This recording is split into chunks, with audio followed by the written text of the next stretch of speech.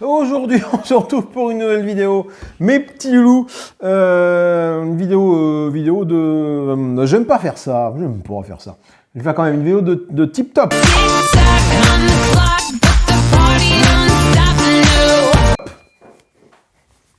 Non, pas celle-là. Tip top, un tip top, hein, pas... voilà. Bref, ça commence fort, hein.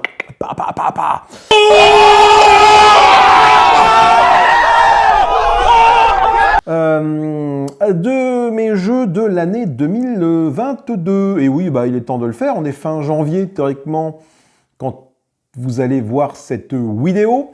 Cette vidéo n'était pas prévue au programme des petits posts que je fais tout en fin de début de mois pour vous voir le programme des vidéos qui vont arriver sur la chaîne. Mais du coup, voilà, vu que j'avais un petit créneau, hop, je glisse celle-là de manière, voilà, en tapinant. En tapinant. En tapinant? En tapinois. Non, vous êtes balèze, vous. Ah ben, j'ai de l'entraînement. Et ça va être un top purement, comment dire, purement basé sur les faits, tout simplement. Je vais prendre la liste de tous les jeux que j'ai joués en 2022. Je mettrai des petits encarts de là, voilà, avec des chiffres. Voilà, j'essaierai de faire un petit montage rigolo. Comme je le fais depuis quelques vidéos maintenant sur la chaîne, voilà, un petit montage rigolo avec voilà, donc cette vidéo ne devrait pas durer bien longtemps. Oui, Frisou, combien après la vidéo? 5 minutes, très exactement. Oui, voilà, c'est ça. Hein. Pour les gens qui sont pas cons, hein, ils iront voir le... Hein, oui, d'accord. Allez.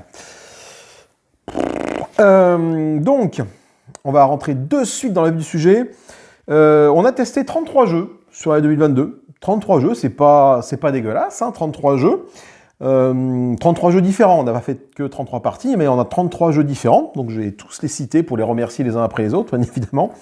On a 77 vidéos de gameplay, 7 vidéos qui parlent de peinture, dans lesquelles vous avez pu me voir... Oui, je peigne. Putain, je peigne. Peindre des pingouins et différentes figurines avec plus ou moins de brio. D'ailleurs, il faut que je pense à finir ma peinture de Massive Darkness 2 pour vous présenter une vidéo sur toutes les figurines peintes, bien évidemment. On a donc 77 vidéos de gameplay, j'ai mes notes, hein, quand même. 7 vidéos de peinture, 23 vidéos de déboîtage. Alors, unboxing, hein, pardon, pas déboîtage, unboxing, hein, voilà. 6 vidéos en vrac, de type vrac, mercato, ce genre de choses, voilà. Donc c'est vrai qu'effectivement, les mercatos, il y a eu des mois où il y avait peu de mouvement, donc bah, du coup, je retardais les mercatos de façon à faire un vrai mercato sympatoche. Mais là, du coup, voilà. Donc, je vais essayer maintenant de faire des mercatos plus réguliers. En tout cas, je vais essayer de tenir un rythme en faisant une vidéo en début de mois, vous présentant le programme du mois. C'est un peu mon objectif. Voilà, faire une petite, plutôt qu'un post, faire une petite vidéo vous présentant les gameplays qui vont arriver dans le mois. Parce que c'est notre projet! Sachant que ça peut évoluer parce que bah, si j'ai envie de mettre un truc avant, bah, je bougerai l'ordre des vidéos, mais tant pis. Et profiter de cette petite vidéo pour parler un petit peu des jeux qui vont arriver ou partir de la chaîne. Voilà. Donc faire ça en petit début de mois, c'est des vidéos qui vont pas durer longtemps, en théorie, et voilà. Donc après, s'il n'y a pas matière, je le ferai. Bon, remarquez, il y aura toujours matière parce que je vais toujours faire des programmations de vidéos. Donc il y aura toujours au moins 5-10 minutes de blabla sur les vidéos qui vont arriver. On a eu quoi d'autre? On a eu 3 vidéos de pimp de jeu, une petite pimp, concept très très rigolo, effectivement, avec un jeu de mots super subtil. Parlant de comment peut-on améliorer notre expérience de jeu, que ce soit en termes d'accélération, de rangement, de préparation du jeu, et dans le jeu lui-même, donc avec différentes boîtes, des inserts, etc. Donc vous avez vu différentes vidéos par rapport à ça, notamment la vidéo sur Massive Darkness 2, dans laquelle j'avais fait mon insert moi-même à la mine. Et une carte en plume, et je m'étais brûlé le doigt. Bref, ça fait au total 116 vidéos hein, sur l'année 2022, c'est pas dégueulasse. Hein. C'est pas dégueulasse. Quelques chiffres, allez, quelques petits chiffres. On est sur l'année 2022, on a fait 119 877 vues. Contre 114 166 environ, en 2021, ce qui fait environ 5% de vidéos de plus regardées cette année. Et je voulais vous remercier, merci beaucoup d'être présent, de suivre un peu ces aventures ludiques, n'est-ce pas? 2022, on a 536 abonnés en plus. Bonjour. Donc je vais vous les nommer. Hein. J'ai pris le nom des 536, je vais les nommer tout de suite maintenant. Là. Alors, l'abonné numéro 1. Bah non. Par contre, voilà, 263 abonnés en 2021, 536 en 2022, le rythme baisse. Après, c'est normal parce qu'en fait, 2021, je faisais pas beaucoup de pubs en fait. Pour 2022, j'ai laissé tomber un peu les réseaux sociaux. Enfin, le réseau social sur lequel je suis, c'est Facebook. Hein, il y a que celui-là sur lequel je poste des trucs. Contrairement à 2021 où chaque fois que je mettais une vidéo, j'allais poster sur les différents groupes dans lesquels je suis inscrit sur Facebook, ce qui du coup a provoqué une hausse, enfin une baisse, ça dépend de comment ça se passe, par rapport à ça. Voilà. Pour mon abonné, mais ça du coup pour 2023, je vais essayer de redresser un petit peu la barre, la mer bien droite là, bien hop, pour faire en sorte que il y ait de plus en plus d'abonnés sur la chaîne, essayer de travailler un petit peu avec les réseaux sociaux. Quelle est-elle? La vidéo la plus populaire de 2022, c'est étrangement un jeu que je n'ai plus, mais c'est Zombicide, deuxième édition, avec 5355 vues. Voilà. Merci à tous ceux et toutes celles, oui ça marche, qui ont regardé cette vidéo-là, sûrement pour découvrir le jeu, savoir un peu comment il fonctionnait.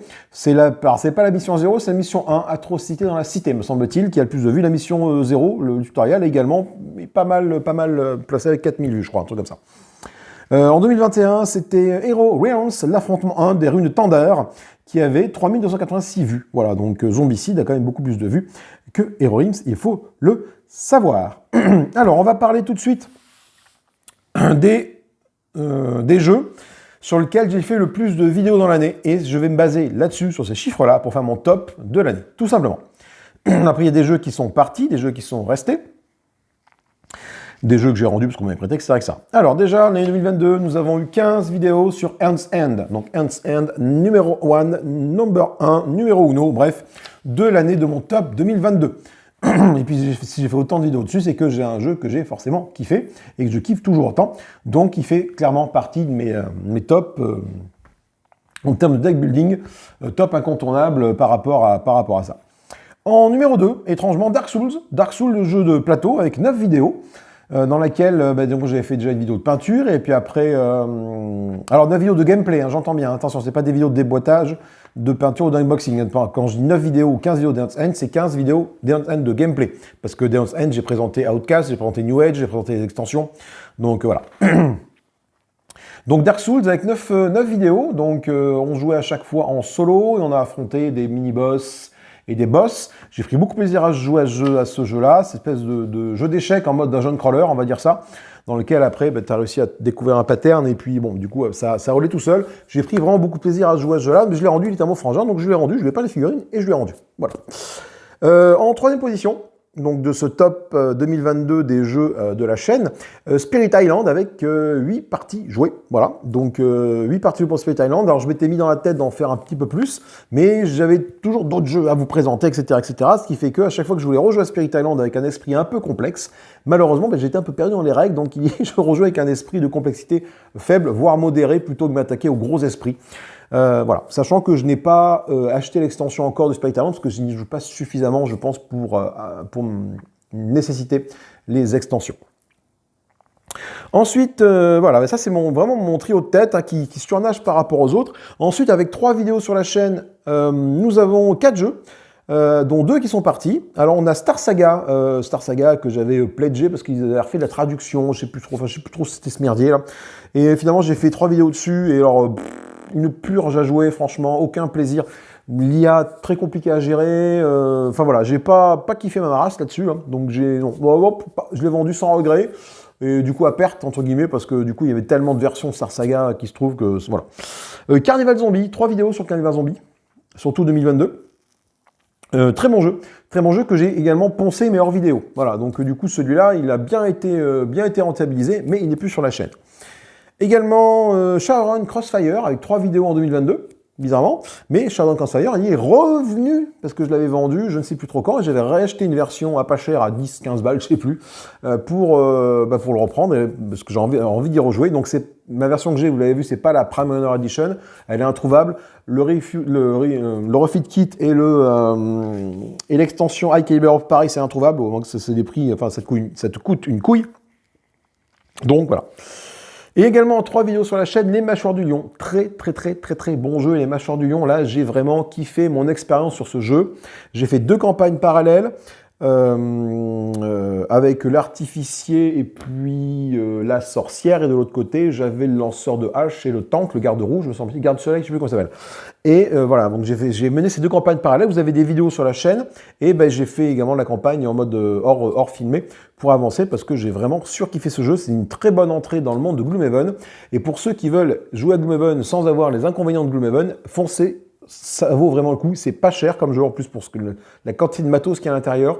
Les Mâchoires du Lion, ça a été, je pense, ma petite claquounette sur les fesses de 2022, effectivement, en termes de jeu.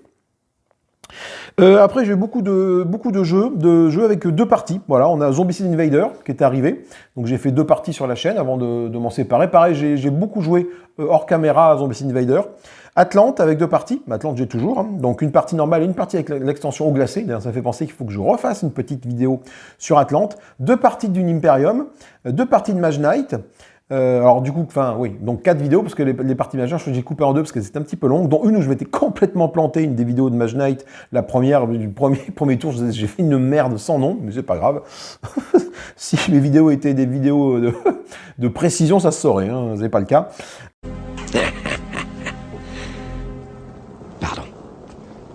Et une autre vidéo sur Mage Knight où je fais le tutoriel. Et ça, après, ça avait été une demande de certains abonnés, et du coup, effectivement, ça m'a bien plu de faire cette vidéo-là. 2 vidéos sur Netatanka, un petit jeu que j'ai eu à 5 balles. Voilà, donc très bon jeu, de la boîte à jeu, me semble-t-il, avec un bon petit mode solo. Franchement, en plus, il tourne bien à la maison, celui-là, je suis très content. 2 vidéos de Massive Darkness 2 en 2022, mais bon, 2023, là, vous voyez qu'on est en janvier, et il y a à peu près une vidéo par mois qui tombe sur Massive Darkness 2, où je fais les différents personnages. Là, il va m'en rester 3 classes à tester, je crois. Et Lord de Veyel, avec 2 vidéos en 2022 sur le chapitre 1 de Lord de Veyel. Vous ne verrez pas, comme je l'ai dit dans une vidéo précédente, vous ne verrez pas de vidéo sur le chapitre 2 de Lord de Veyel, parce qu'en fait, aussitôt reçu, aussitôt reparti, malheureusement. Ensuite, moult jeux avec une seule vidéo, hein, je vais les nommer. The Specialist, bon, pas terrible, hein, en mode solo. C'est de la merde. Mais je le garde, c'est un cadeau, donc voilà, peut-être qu'il sortira en plusieurs. Dodo's Riding Dinos, le premier KS que j'ai fait, que j'ai reçu, en solo nul, mais par contre à plusieurs très rigolo. C'est rigolo. Bon, ça suffit. Oui. En plus les enfants peuvent jouer, c'est assez fun. Sanctuary, un jeu de combat un peu de deck building qui est très sympatoche, mais du coup qu'un pote, on avait acheté, non, il m'avait acheté une version, lui il avait l'autre version, et on devait bosser dans notre coin les différentes races présentes dans les decks, dans les boîtes, parce qu'en fait il y a 2 boîtes qui contiennent chacune 3 races, si je dis pas de bêtises, et on devait bosser les races chacun de son côté, pour après, dès qu'on se voyait, se affronter à grands coups de Sanctuary dans la gueule. Et ben on l'a jamais fait. Donc j'ai encore Sanctuary à la maison. Artemis Project, très bon jeu, ça, franchement, très bon jeu, Familial Plus, que je ne peux que vous recommander. Gestion de draft de 2D, un petit peu, du coup, tu drafts tu les poses à certains endroits sur le plateau de jeu. Très bon jeu, pas compliqué, Familial Plus, vraiment sympathique. Une thème spatial que j'adore.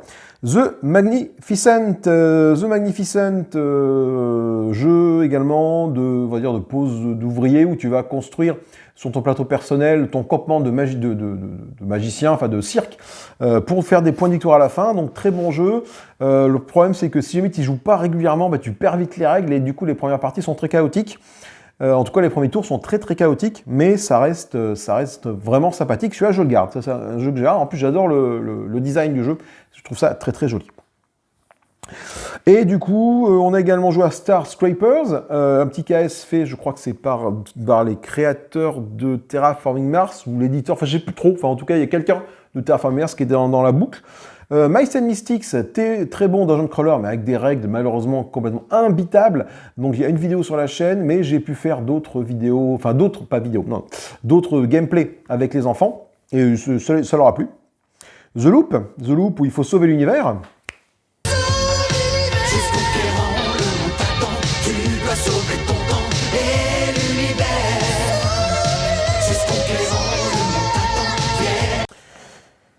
Bah ouais. Du Docteur Fou, et c'est vraiment très sympa, vraiment jeu de deck building, enfin voilà, ça c'est vraiment un bon jeu, j'ai pris beaucoup de plaisir sur The Loop. Héros de Terrinote, alors là c'est une grande histoire, ça du coup, c'est un pote qui me l'a prêté, Héros de Terrinote, il me l'a prêté, bon bah voilà, comment dire, en fait il faut que tu joues avec les 4 personnages pour que ça soit efficace, mais du coup c'est très long. Le premier scénario est facile, enfin normal. Par contre, dès qu'il passe au deuxième, mais tu te fais m'attaquer l'anus quoi d'une force. Voilà. Donc bon, j'ai fait le premier sur la chaîne, l'autre je l'ai fait en dehors de la chaîne, je crois, ou je l'ai fait sur la chaîne, je sais plus. Non, en dehors de la chaîne, mais je l'ai pas, voilà. Je l'ai rendu à son propriétaire en disant tiens, voilà, tiens. Room 25, un petit jeu basé sur inspiré des films Cube, très bon film, pour ceux qui aiment ce genre-là. Et le jeu est sympathique, c'est un jeu de programmation très sympa. Ruine perdue Narak, on ne présente plus, donc une vidéo sur la Ruine perdue Narak. Alors bon, effectivement, je n'ai pas acheté l'extension qui offre une mode solo beaucoup plus poussée avec une campagne, etc., peut-être, mais le jeu, je ne l'ai plus, donc bon, on verra ça. Le Signe des Anciens, ça fait longtemps qu'on n'a pas vu de vidéo du Signe des Anciens sur la chaîne, et peut-être que j'y remédie. Vraiment très bon plaisir. Ça ne veut rien dire. Très bonne sensation, voilà. Beaucoup de plaisir et très bonne sensation. Allez, pour ce petit jeu-là. Fallout, le jeu d'exploration basé sur le jeu vidéo Fallout, très bon jeu. Franchement, Fallout, moi, c'est un jeu vidéo que j'ai poncé, le 1, le 2. Alors 3, 4, pas beaucoup. Fallout 76, j'ai un petit peu joué. Mais très bon jeu, très dur, à jouer uniquement avec l'extension Lien Atomique, pour que le mode solo et le mode coopératif soient faisables, voilà, et soient sympathiques.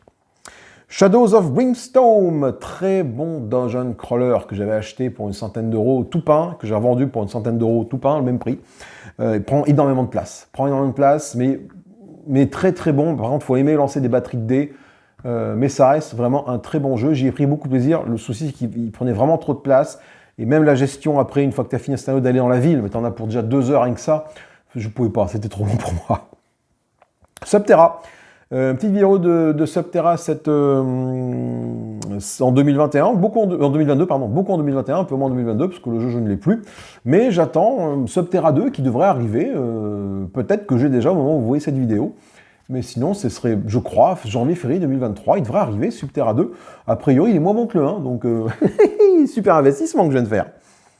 Machina Arcana, j'ai mis beaucoup d'espoir dans ce dungeon crawler-là, malheureusement, même si j'adore l'univers steampunk, le fait de subir le jeu de manière incessante et constamment, enfin, ouais, non, ça faisait, trop pour moi, donc j'ai fait 2 vidéos, une vidéo sur la chaîne, mais il n'est pas resté. Voilà, je vous renvoie vers les différents mercatos où j'en parle, hein, mais bon.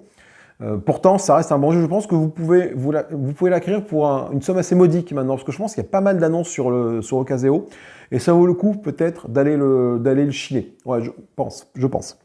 Set Watch, très bon jeu, Set Watch, franchement, mais beaucoup de plaisir avec cette version standalone. J'ai perdu le nom, le mercenaire là. Oh là là, Sword of Mercenaries. Bon, je mettrai des encarts, là, je pense, à des différents jeux dont je parle à ce niveau-là. Pas de souci par rapport à ça. Une vidéo, c'est également sur Dungeon, Dice and Danger, qu'un pote m'a passé. Pris beaucoup de plaisir aussi à se jouer à ce petit... c'est un lance-gribouille, un Warren Wright, me semble-t-il. Vraiment très bon jeu, très peu connu, mais qui est très sympathique. Et une vidéo sur Edge of Galaxy en 2022, que j'avais acheté... parce que le concept me plaisait bien, d'une espèce de 4X, plus ou moins 4X, mais vraiment en version mini, à la version Tiny Epic, taille de boîte très petite, mais alors par contre, le mode solo pas fini, enfin en tout cas pas traduit en français correctement, les traductions françaises, tu avais des bouts de phrases en espagnol dedans, bref, une merde sans nom. Voilà. Ouais, j'essaie de faire une vidéo un peu plus courte. Comme ta bite. J'ai dû attendre un moment avant de la placer. Ou pas trop longue en tout cas. Ta gueule! D'une vingtaine, trentaine de minutes, pour vous parler d'un petit peu tout ça. Je vais peut-être un petit peu parler, un petit peu envoyé en termes de débit verbal, mais bon. Donc en tout cas, cette année, franchement, mon top en termes de nombre de parties jouées, Ernst End, Dark Souls, Spirit Island, cet accent, c'est excellent, putain, dis donc. Spirit Island, voilà, excusez-moi. Et mon coup de cœur 2022, quand je regarde la liste des jeux auxquels j'ai joué en 2022, mon coup de cœur, franchement, les Mâchoires du Lion. Les Mâchoires du Lion, moi, Gloomhaven me faisait peur par sa taille. Trop gros, trop massif. Comme ma queue. Ta gueule! Ta gueule! Ta gueule! Ta gueule! Ta gueule! Trop tout, quoi. Et puis franchement, très bon ressenti, très bonne expérience sur ces Mâchoires du Lion. J'espère franchement qu'ils vont faire la même chose avec Frosthaven quand ils vont sortir Frosthaven. Alors bon, ça va mettre un petit moment à sortir, mais quand ils ont sorti Frosthaven, j'espère franchement qu'ils vont faire une version light de Frosthaven, comme ils ont fait avec les Mâchoires du Lion pour Gloomhaven. Parce que là je suis client de ce genre de gens, puisqu'on n'est pas trop de place en guillemets sur la table, parce que c'était un bouquin que tu ouvrais, ça c'était plutôt cool. Voilà. Je pense que j'ai fait le tour de mon petit top. Moi, sur ces bonnes paroles, je vous fais des gros bisous. Hein, donc j'essaierai voilà, de mettre des petits inserts de ci, de là, là dans le carré vert, là, des différents jeux. Et puis, je vous propose de faire une petite minute de silence pour tous les jeux qui nous ont quittés en 2022. Alors, ce que je vais faire, c'est moi, je vais faire un petit fondu au noir, et puis je vais mettre les noms des jeux, et puis je vais mettre une petite musique tristounette pour vous lécher une petite larme, et puis pas de bruit pendant ce temps-là. Et moi, je vous retrouve plus tard pour une nouvelle vidéo. Allez, des bisous. À plus tard, salut, salut.